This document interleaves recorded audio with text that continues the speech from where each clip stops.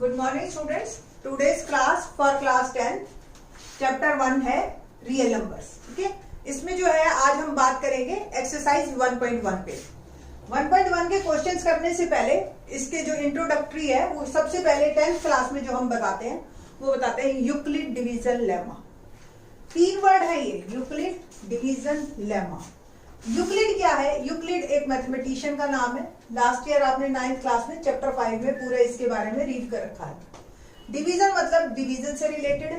और lemma actually word क्या होता है? लेमा होता है एक ऐसी प्रूवन स्टेटमेंट, ऑलरेडी प्रूव्ड, जो कि हम यूज करेंगे फॉर प्रूविंग अनदर स्टेटमेंट। ठीक है, that is called Euclid division lemma. और इसकी स्टेटमेंट क्या है इसके बारे में बात करते हैं। For any two given positive integer a and b।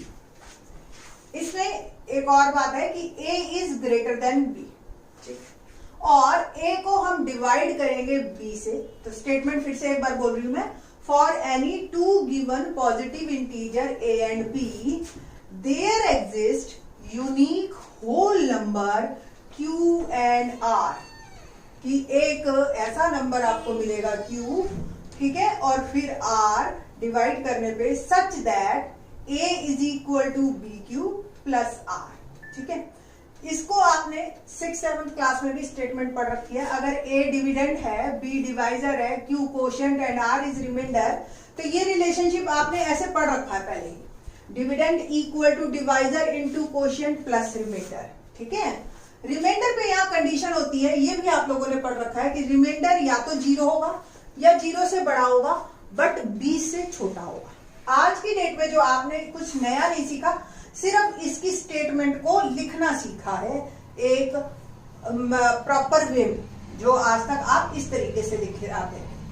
अब यूक्लिड डिवीजन लेमा, ये तो हमें क्लियर हो गया। क्वेश्चन कई बार सीधा आ जाता है, डिफाइन यूक्लिड डिवीजन लेमा, ठीक है, या right Euclid division lemma.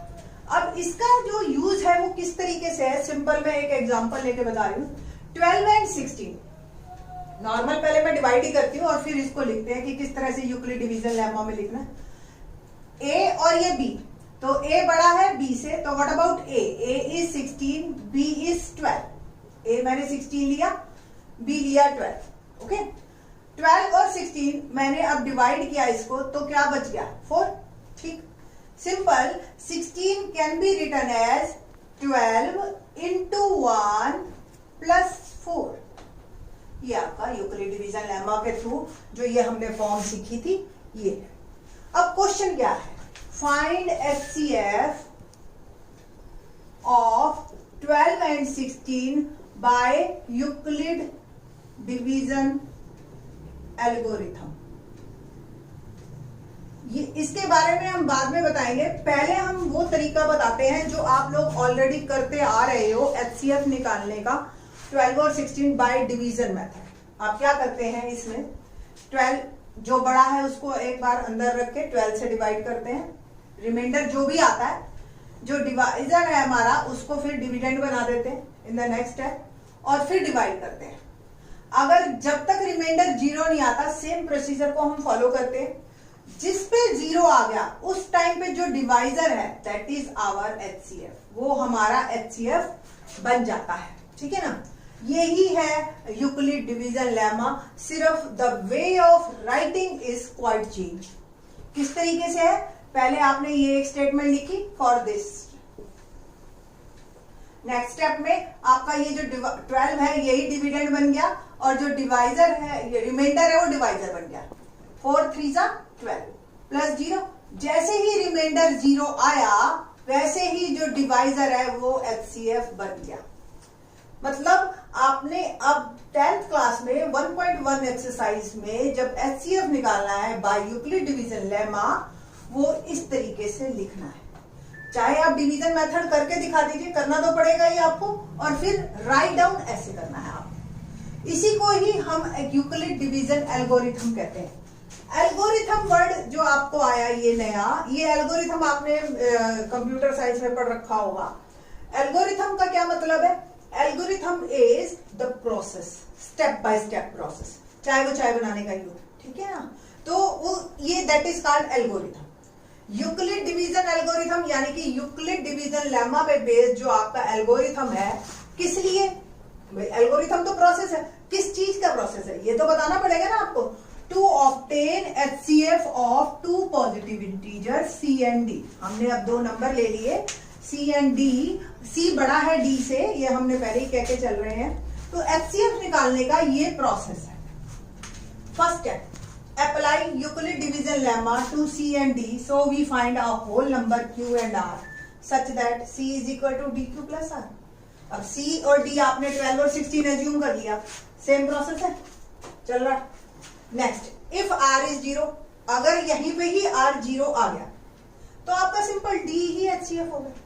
But अगर R 0 नहीं आया, ठीक है, apply the Euclid division lemma to D and R। जो काम C और D में कर रहे थे अब हम D और R में करेंगे।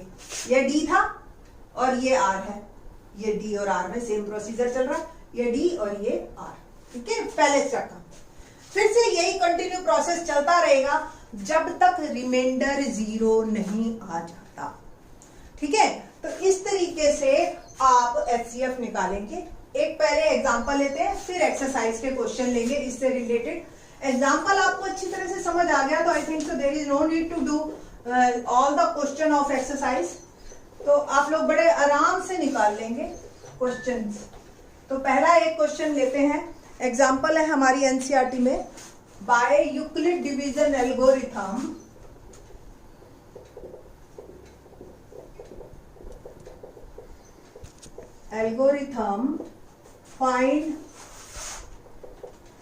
find the HCF of